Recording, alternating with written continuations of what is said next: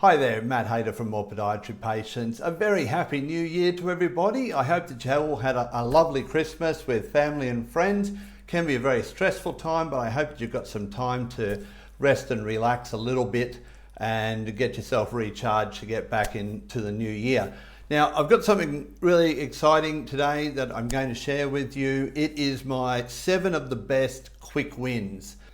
So often when we're trying to work on our website, trying to get their traffic up, trying to get engaged visitors that are actually going to book appointments into our clinics, we want things to happen quickly. And to do things well can take a fair bit of time. But I found 7 of the quickest wins that you can do, either yourself or with the help of your developer, the person who developed the website for you. Very simple things for them to do, and if you're unable to do them yourself, I would say to your developer, please get this done. It's really important and it'll help you to kickstart your website and get it going faster. Get more visitors, and just drive that traffic up early, so that then you can work on doing the other stuff and getting that slower build. But I'll start off with number one. Number one is to speed the site up, and that's what I was basically saying before. We want to get that website going. So something like Jetpack in WordPress is really good. I know not everyone's got WordPress, but they do a lot of them. But every website system like Wix and Weebly and Squarespace and all of those will have a way of speeding up the website, and I think that is the number one thing that you need to do. A slow website is hated by Google. It will send people to other websites. People will bounce from your website if it's too slow. If they're waiting for something to load and it's just not loading, they'll often go somewhere else and go, this isn't working. It's amazing how quick, it's only a few seconds that people usually will have their attention on it before they'll jump to something else if they don't think it's going to load. If you go to the website here, https://pagespeed.web.dev/, you go to that and you can enter your website name into it, and it will give you a breakdown of the speed. It'll give you a number out of 100 for mobile speed and for desktop speed. Really important that you're able to get those as close to 100 as you can, at least get them both into the 90s. And I found that using Jetpack on my WordPress site just really sped it right up, so I was able to get like 99 on desktop and about 91 or 92 on mobiles, which is quite good. It'll also break it down if your website is quite slow. It gives you all this feedback, things that are causing it to be slow. And they may not be things that you understand, but one of the best things you could probably do is take a screenshot of the report or print the report and get it to your developer and say, look, these things, it's like things like unused CSS and all that sort of stuff. And I don't know how to do most of that type of stuff. It's really for people that know how to work with websites. But push them on it and make sure that you get your website going faster. Optimizing photos is a huge way. You don't need to have these massive photos. They really slow things down. Really, you want, like on your hero photos, you want probably a maximum of, say, 800 by 600 type thing pixels. You don't want them to be 3200 by 2000. It's just way too cumbersome and slows everything down. On your smaller photos that you have within posts and on certain pages, you can really get them down to about 400 by 270. It depends on what shape you're having the photo, but you don't want them to be any bigger than that. And if you can get them all the same, it's quite good as well. But you can get all these different plugins that can even do that for you, can change them, can optimize all your photos and get things going faster. So investigate that first. Number 2 is Google My Business, and I bang on a lot about Google My Business because it is a free service that you can use to really get your business out there. It is amazing how much organic traffic I've been finding from Google My Business.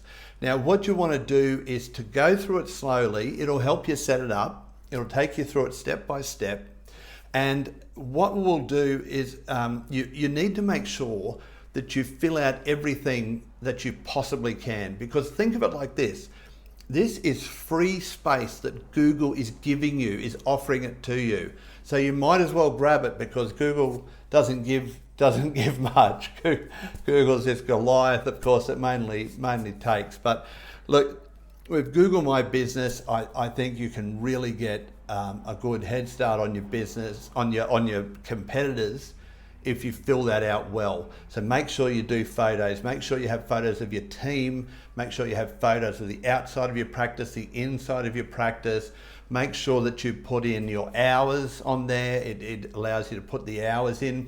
So, you know, when you'll look at something and you wonder, is Bunnings open today?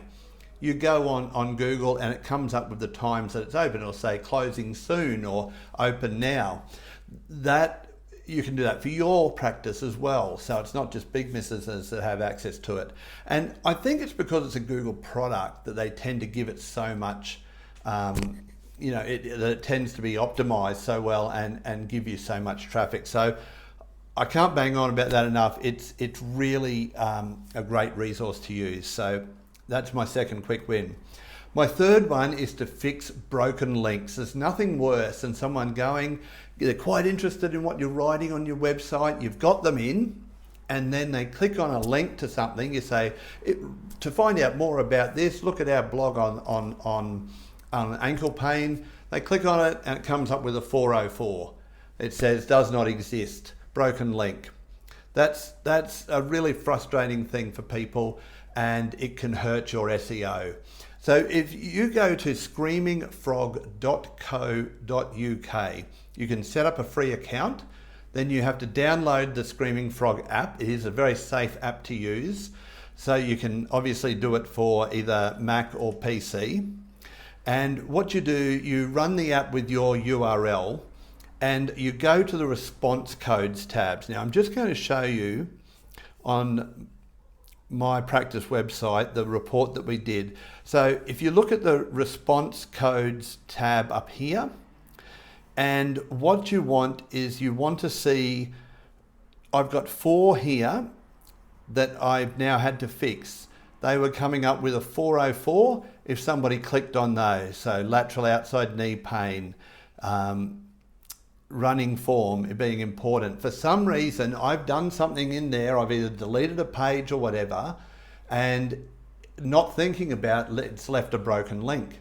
So what I go in and do, you either remove the link and remove the click here, blah, blah, blah about it, and just explain it there on the page instead, or you go and reinstate the page, of course, so that you've got something to go to with that link. That is a really good, another free resource. Don't pay, that you go for the free one. You have to sometimes with these things, you've got to look for the little where it says free, where it's got all your plans up, what you pay for. No need to for this. So just go and get your free account there. Fix your broken links, and that's another great quick win that you can get. Improve the meta and the first paragraph on existing pages. Now, I talk a lot about meta in the course, but meta titles and meta description are the two big things. You know, when you do a search on Google and it'll come up with a heap of results. So the thing that's highlighted is the meta title, and you get to choose what that says. If you don't choose it, Google will just go with whatever the title is of that page, and it will go with the first couple of sentences of that page. Sometimes they're the worst sentences to try and get somebody to actually look at it. They're just not telling the person what that page is really about. And that's what you've got to do with your meta title and your meta description. And also the first paragraph should be good. So if you can fix up all of those things, if you can go in and you can use something like Yoast, which is a great one for it. It lets you just type them straight in. It tells you how many characters you're supposed to have and how many you're not supposed to go over. The same for the description. And what you've got to do is think about, if you were looking for this, or you can ask friends and family if they were looking for this particular service, what would grab them and make them go, that's what I need? because that's what you want your meta title. And you've got to remember 80% of people will decide to go to a website based on their meta title. That's what some studies have found. So that meta title has to be to the point, as simple as possible, but telling them exactly what they need to know that your website is the place to go for their problem. And then the meta description as well. So in a couple of lines, very clearly, without fancy language, explain what your service is about or what this page is going to give them. Then when they go into it, you want that first paragraph, again, first impressions last, you want that first paragraph to really grab them and get them absorbed in the great material that you've then got on that page after that. And you will have great material. I show people in my course how to create great material and how to do it quite quickly, how to get all that knowledge out of your head and into your website. Go through it in great detail and how to get really top quality stuff. But this is a quick win that you can get without going into all that, but you can do all that later on to make sure that everything on the website's really good. Okay, so that's quick win number 4. So quick win number 5 is to make sure that your site is mobile friendly. This is really crucial. SEMrush states that about 66% of all searches on the web are done on a mobile. And you probably know that from your own habits. You're sitting in front of the TV or you're sitting at a cafe and you suddenly think, oh, I need to look that up, and so I can get this problem with my leg or my foot fixed. I'll just quickly get on the phone and have a look. So your website has to be mobile friendly. Now what I mean by mobile friendly is you have to have all the elements have to line up well when it goes from mobile. It might do it really well on a desktop, but then when it gets on the mobile, things will get moved around and it doesn't quite line up properly. You also need to have nice spaces between buttons so that it's easy on the eye. And there is a website that you can go to which can tell you in very basic terms whether or not your website is mobile friendly. I remember a while ago I did this test and it said, no, you're not mobile friendly because of this, that and the other. And so I fixed those and it was very quick. I was able to get that to then tell me, yes, your website is now mobile friendly. So if you go to https://search.google.com/test/mobile-friendly, and then you enter your URL, your basically website name, into that website, and it will give you the information that you need. It's a great resource and a great way to get another quick win for your website. So if we go to number 6, now this one's getting a little bit cheeky, but it's talking about pinching backlinks from competitors. Now you might be thinking, how would I know what my competitors' backlinks are?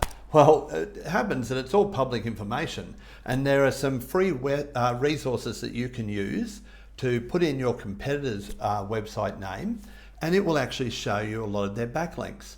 Now, some of their backlinks might not be suitable for you. You want to use only the ones that are relevant for you, but there are a lot of index companies that just love to, they want your name and your service to be in there because it helps their index to grow and it helps it to be quite a full index that people will rely on. So there's several of those that people who are quite clever use to backlink to their site. So if you're able to go into something like Ubersuggest or SERPstat and just use the free version, there are quite a few of them, and put in the website name, go down to the backlinks part, click on the backlinks, and it will show you some of their top backlinks.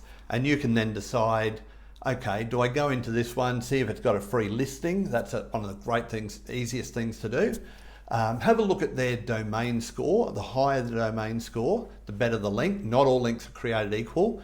A link from a local shop down the road is not like getting a link from a university or from one of the major news agencies, obviously. So have a look at their domain score and go for those ones. If it's not something like an index, but it's something that you think is a good match for your business, write the person who has that backlink to the other business, write them an email and say, I just thought you might be interested in my article on blah, blah, blah, on ankle injuries and how to prevent them. Please feel free to link back to my site.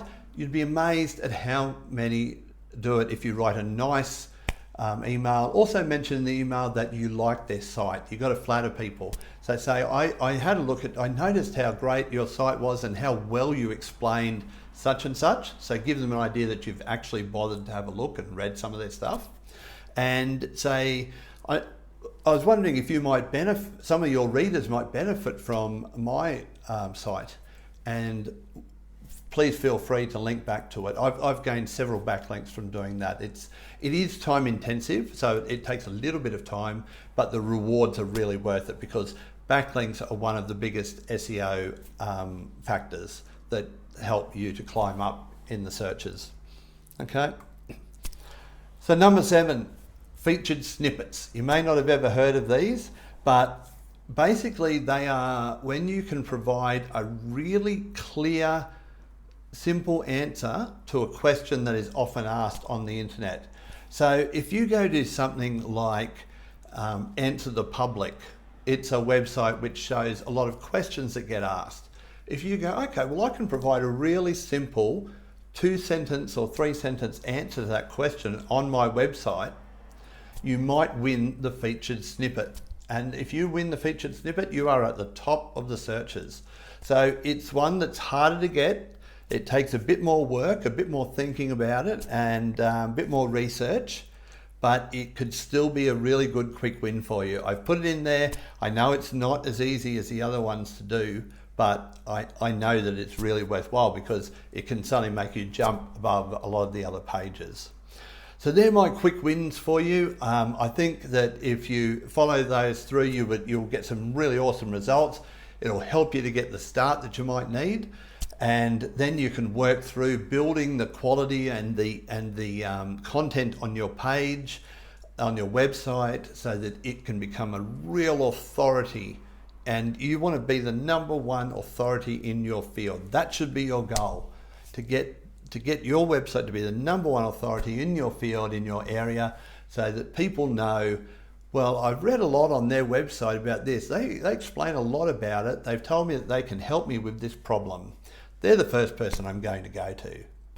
Thank you so much for watching. I hope you get a really great start to the year. I hope that this is the year that you decide to really move your website, your podiatry clinic website up to the next level, and to get more visitors and become a real authority in your area.